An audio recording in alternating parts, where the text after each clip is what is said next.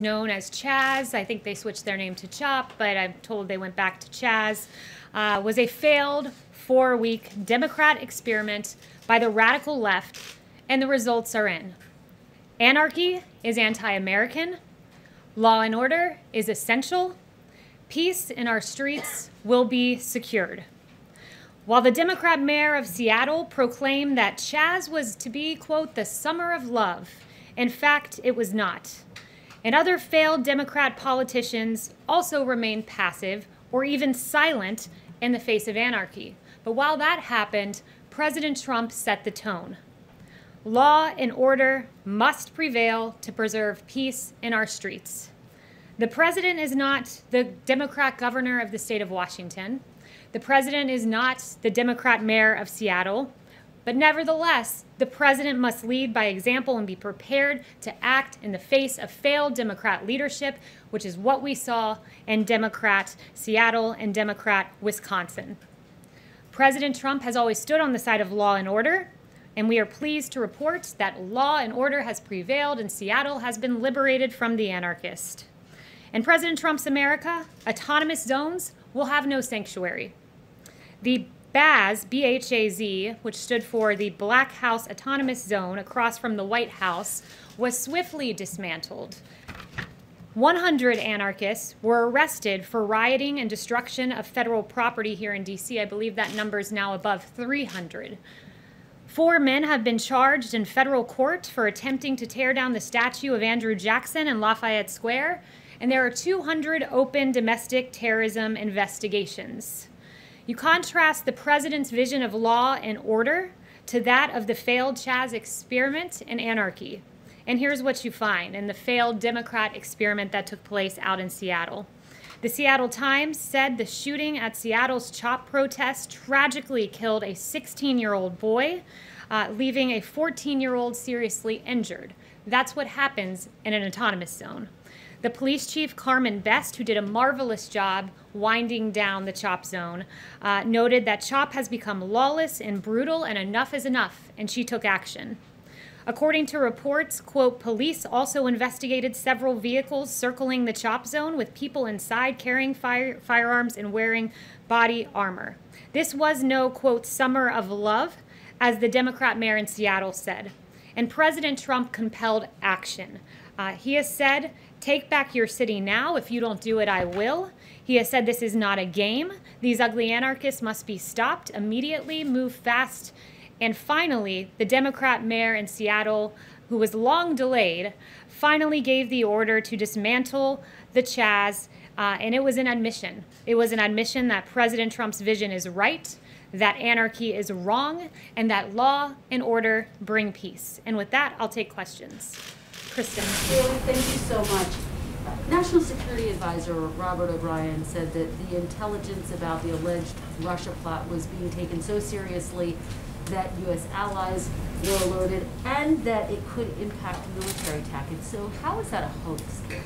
Well, as I mentioned yesterday, what happens when any intelligence comes in unverified, if there is any way that it could affect American troops or allies, it is immediately communicated on the ground to ensure that troops and commanders and generals can make the best decisions, tactically speaking. So that's the way it's done. But what I would say is, at the same time, until there's a strategic decision for the president to make, until it is verified, it is not briefed up to the president of the United States. That's how intelligence works. Is he angry or frustrated or upset about the fact that he was not in the loop on this when members of Congress were briefed and U.S. allies were briefed? No, the president believes that and has great faith in Ambassador O'Brien and the others who made the decision that this shouldn't be risen to his desk. It was a career CIA officer with more than 30 years tenure who made the decision not to brief it up, and the National Security Advisor agreed with that decision. She's an excellent officer and does great work, and made the decision not to brief it up. It was the right decision to make, and at this moment, as I speak to you, it is still unverified. And Kayleigh, just to follow very quickly, I've heard you and Robert O'Brien and others express real outrage about the leaks is there outrage about what the intelligence community is investigating, which is the possibility of these Russian bounties targeting U.S. troops? Make no mistake that this administration has acted tough on Russia, always makes the decision that's in the best interest of protecting our troops, like killing General Soleimani, who killed 600 American troops, maimed thousands others, and al-Baghdadi. We always act in the best interest of our troops, but this is unverified still at this very moment. John. Kayleigh, why is the president calling Black Lives Matter a symbol of hate?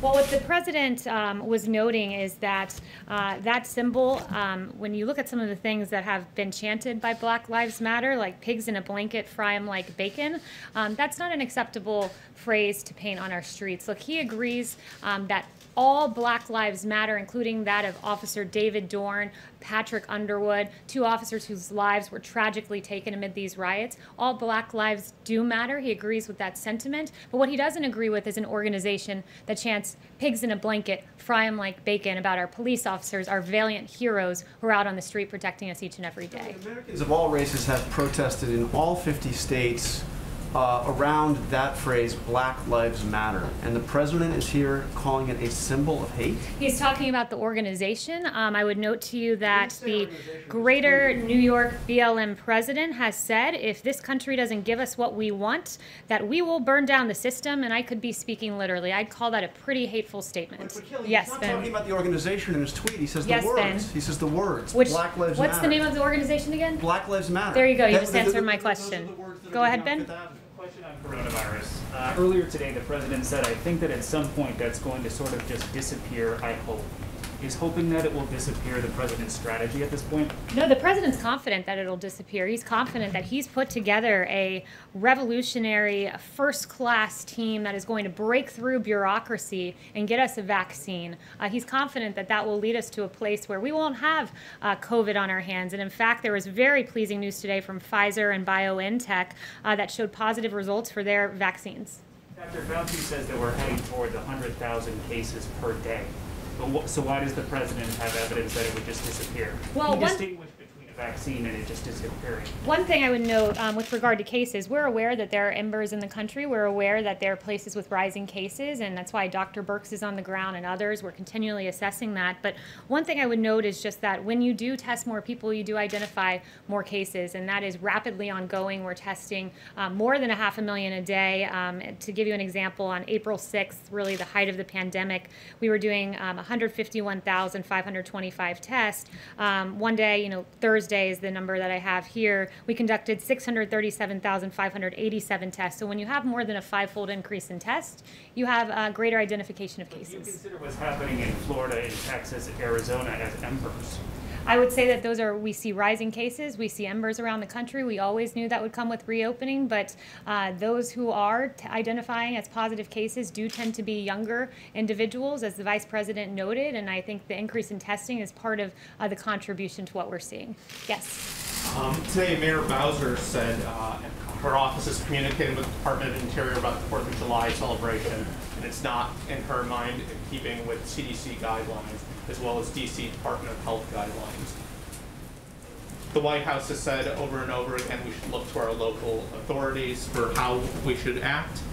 Should the administration be following the local guidelines in this? The president has said that we should follow our local authorities with masks, so that's the decision that he encourages people to follow those authorities. The CDC guidelines, I'd also note, say recommended but not required, and we are very much looking forward to the 4th of July celebration. Yes. Are you preparing some options for the president to consider for retaliation against Russia should this intelligence prove to be true? And I won't get ahead of the president on action. I also won't get ahead of the intelligence, which at this moment is unverified. Does the president want this intelligence to be corroborated or not? Or what has he told his advisors on this front? The president, it's unverified, it's being assessed, it's going through the same process normal intelligence would go through, but what's unfortunate is we're having this discussion because of the New York Times deciding to run with this and erroneous information about the president being briefed, which was not true, and the erroneous information that there was a conclusion when in fact there was not a conclusion. Jen?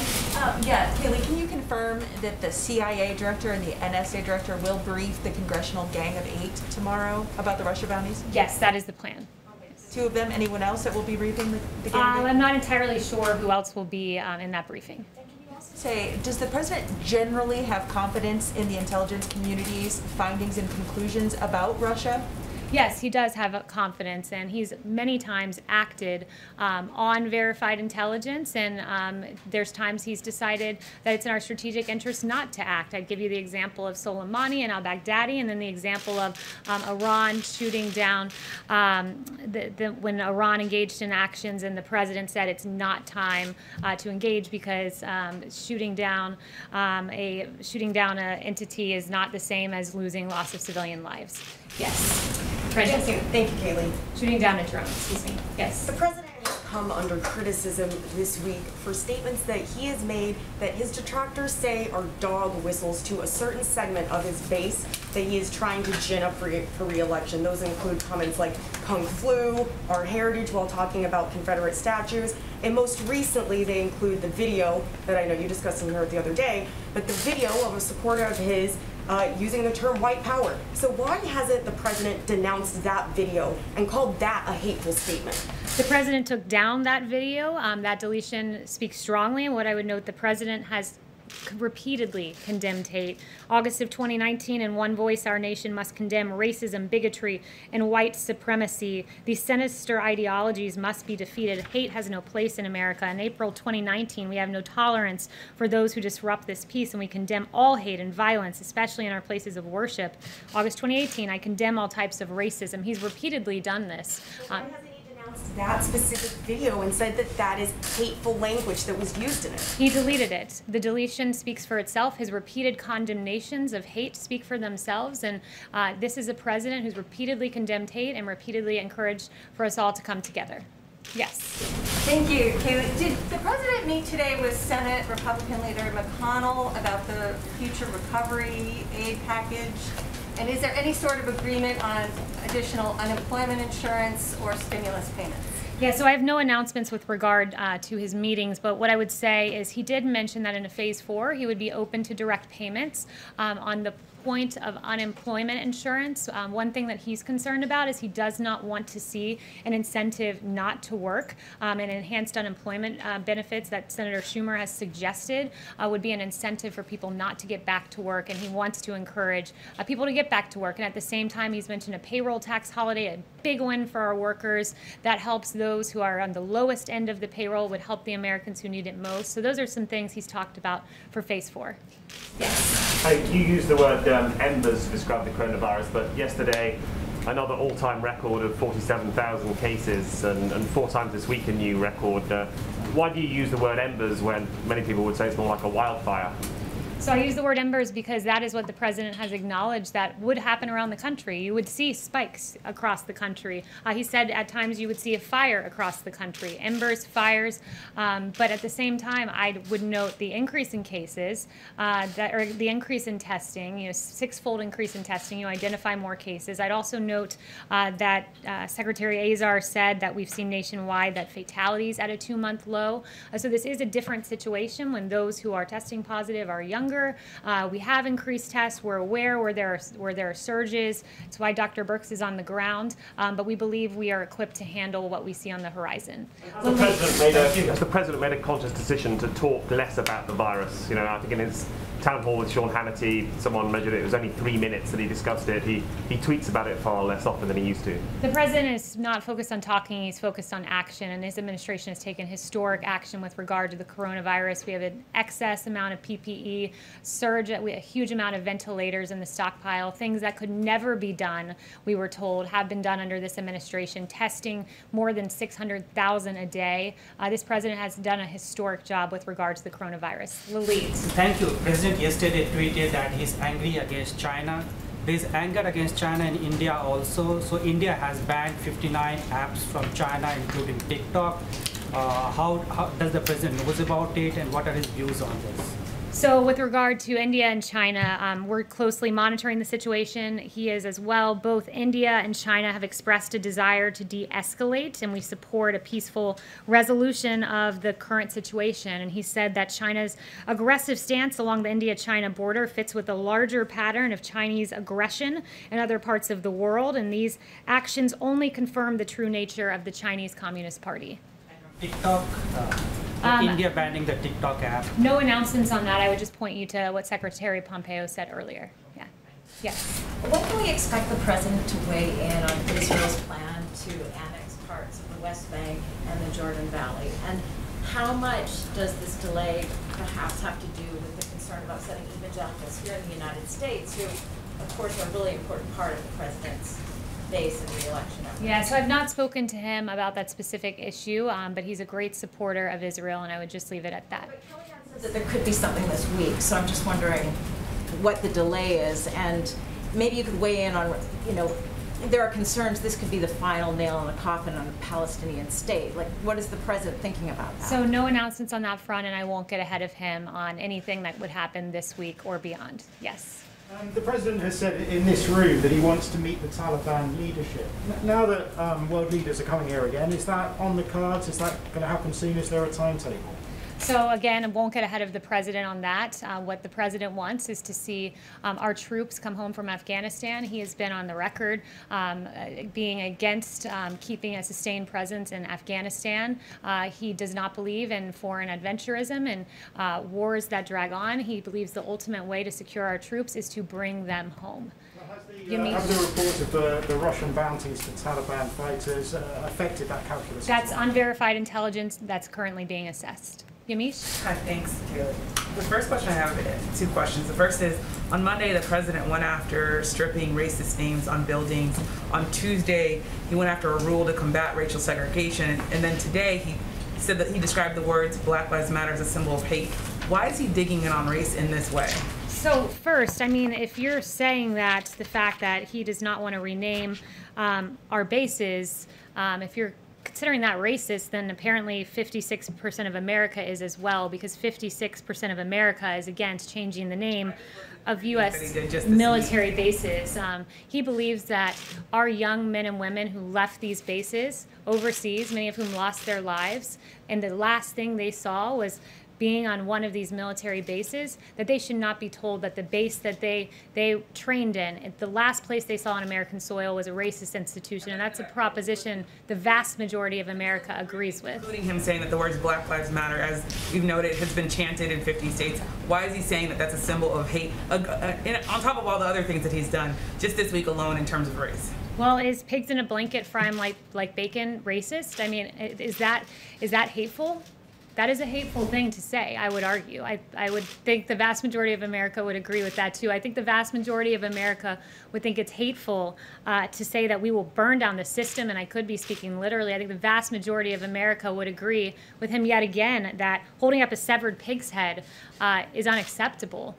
You're not going to engage on that. I have a second question. I did engage on that. The second question I engaged on that, Yamish, and I said we agree. All Black Lives Matter with that sentiment, but we will not stand with an organization that exhibits that kind of hate against our police officers. The second question is, what does the president have to say to military service, the families of service members who are really afraid that their loved ones might have been killed in connection to this Russia bounty? There are families already saying, we want the United States and federal government to call us and settle us up. Kristen had an interview with a father saying that just this week.